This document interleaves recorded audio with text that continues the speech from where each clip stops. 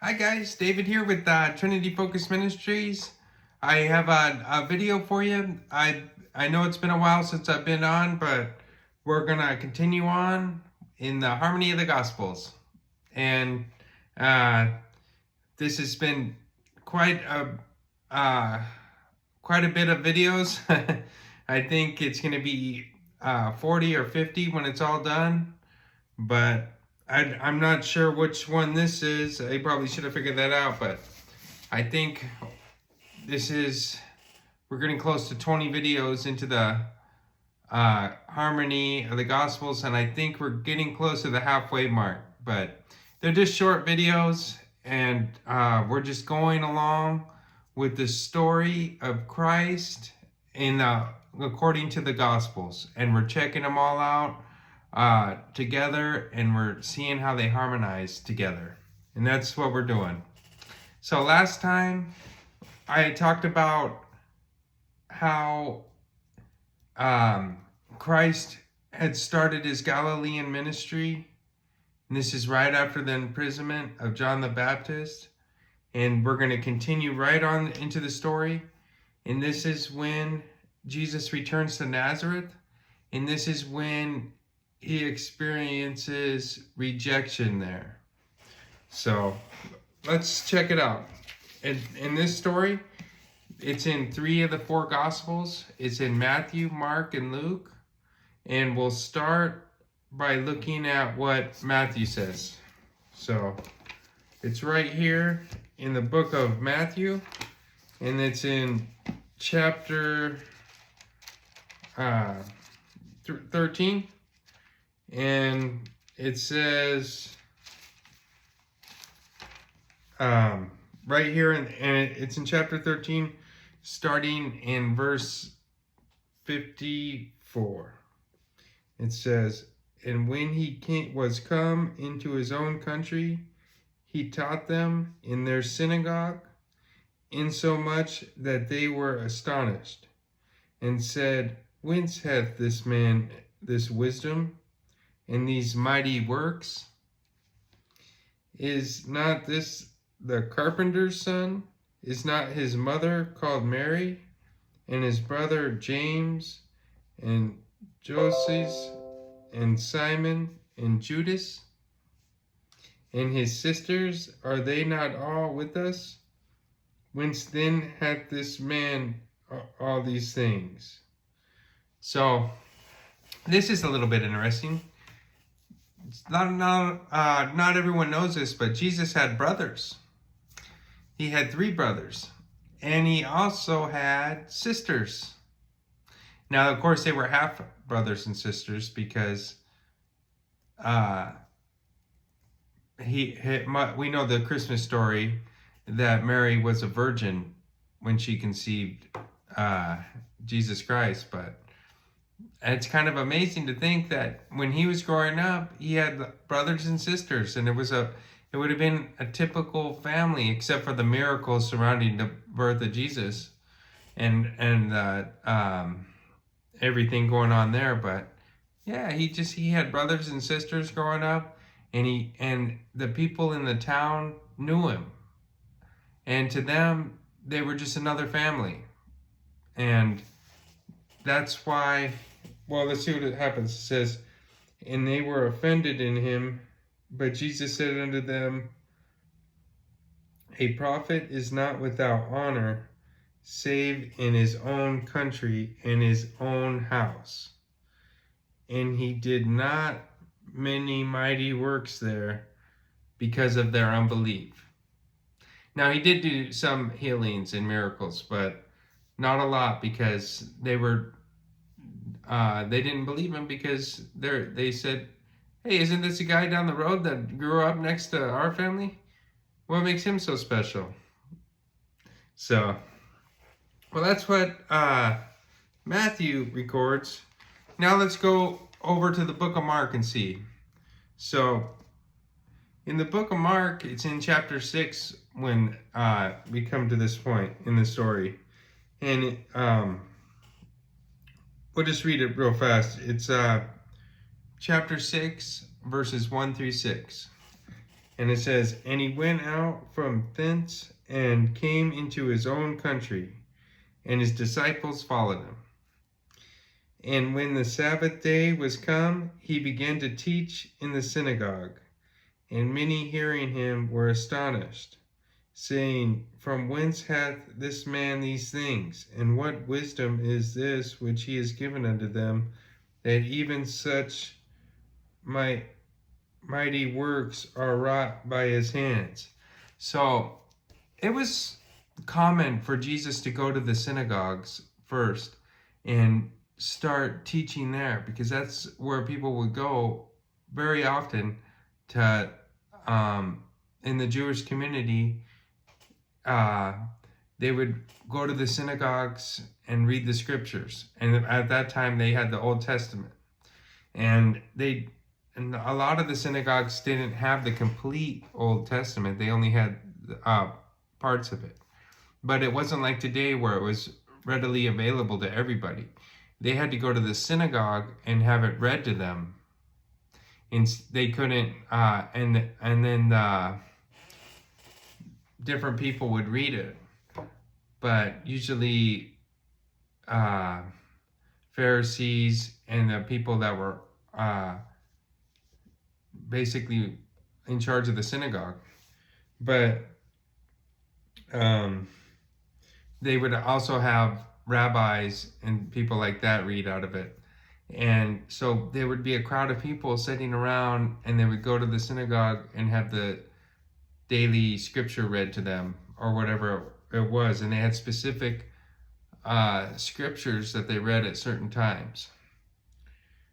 And they still do it today in synagogues in Israel.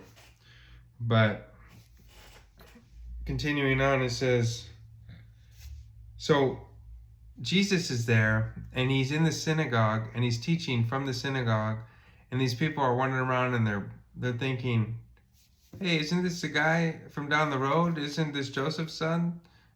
Wasn't he a carpenter? What's he talking about? What makes this guy so special?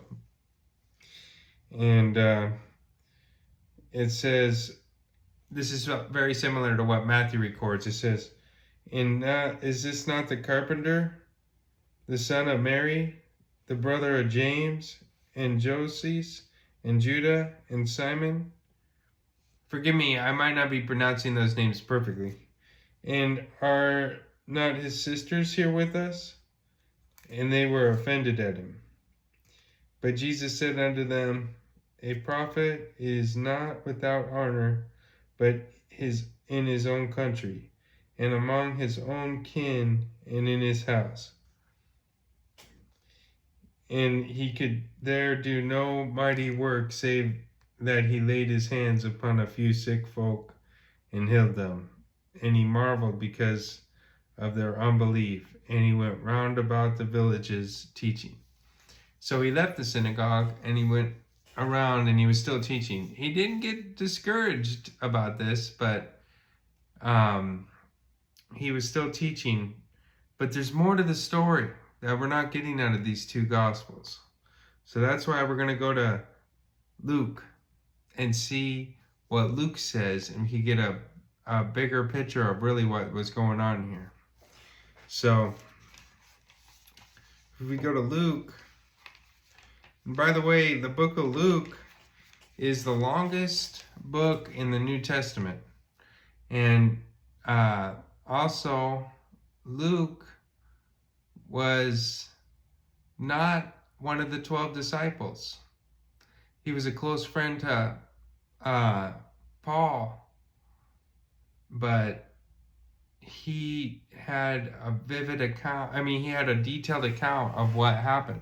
He conducted a lot of interviews, and he was a doctor too.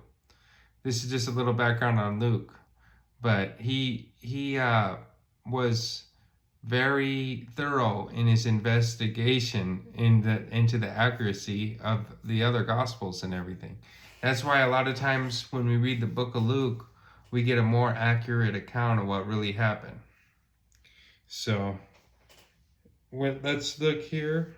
And in Luke, it's in chapter 4, verses 16 is where it starts.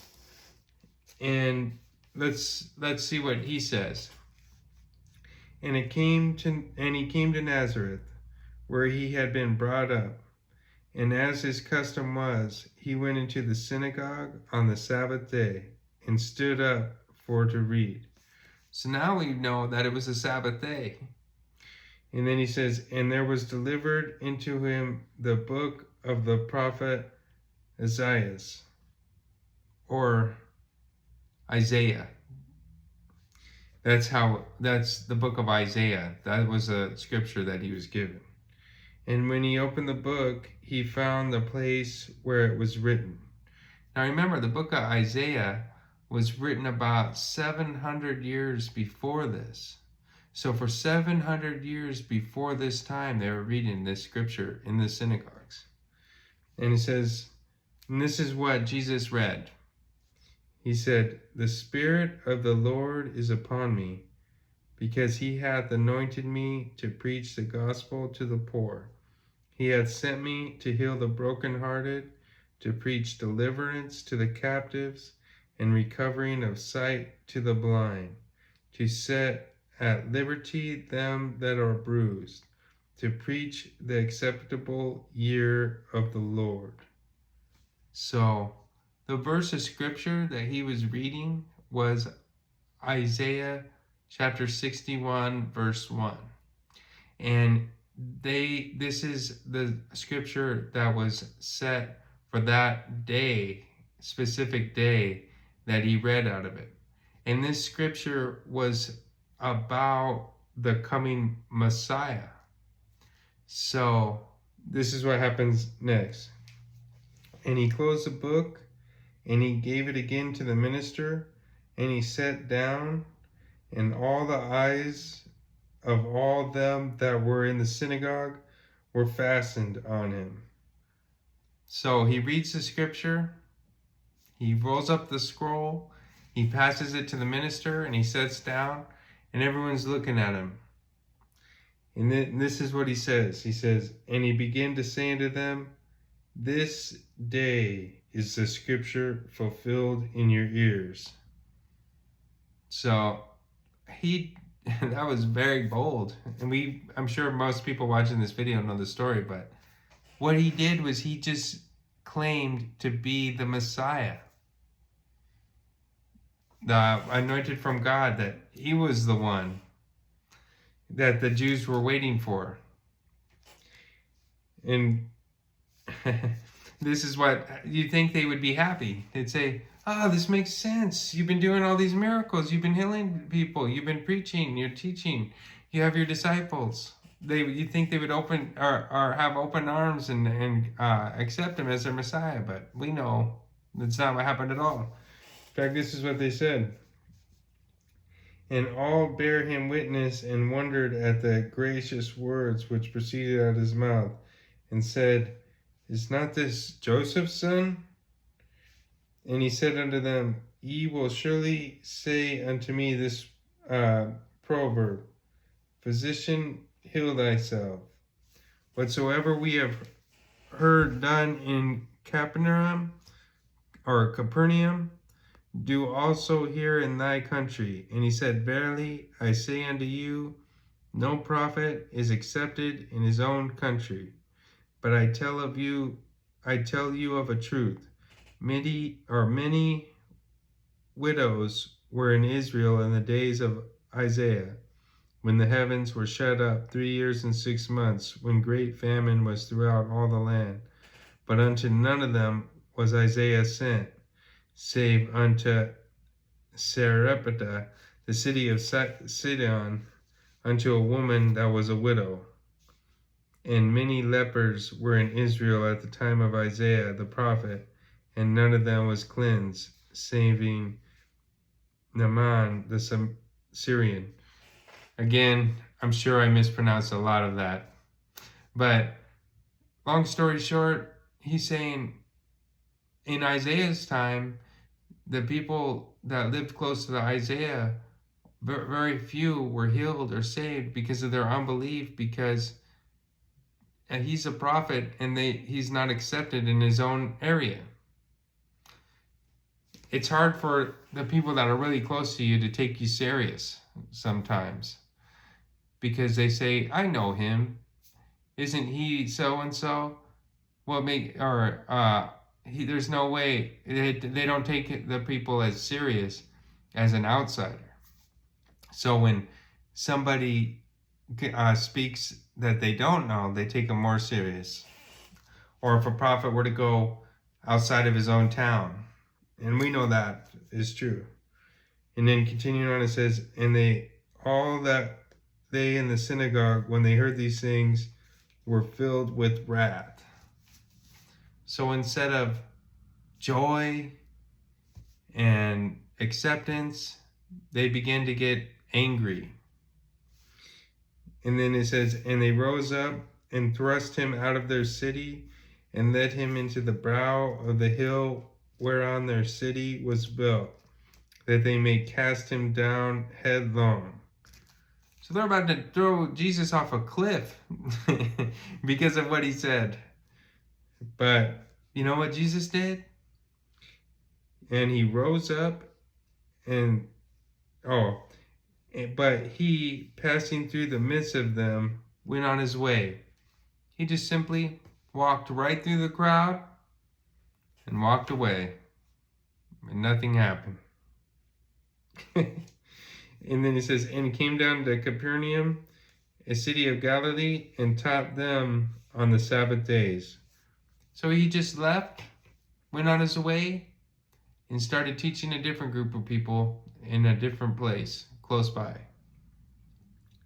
And they were astonished at his doctrine, for his word was with power. So, Jesus is the Messiah, and he was the one they were waiting for, but they rejected him. And it's just interesting that people are still that way. They always have been.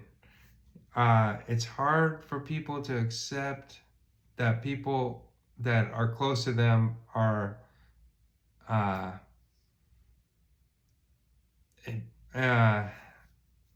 that are used of God in a special way that way. But in Jesus' case, he was God, and they failed to see it because they were too close. But, well, that was it for the day. This video went on a little long, but I thought it was pretty interesting. I hope you enjoyed it, and we'll continue on in the harmony of the Gospels. Have a blessed day.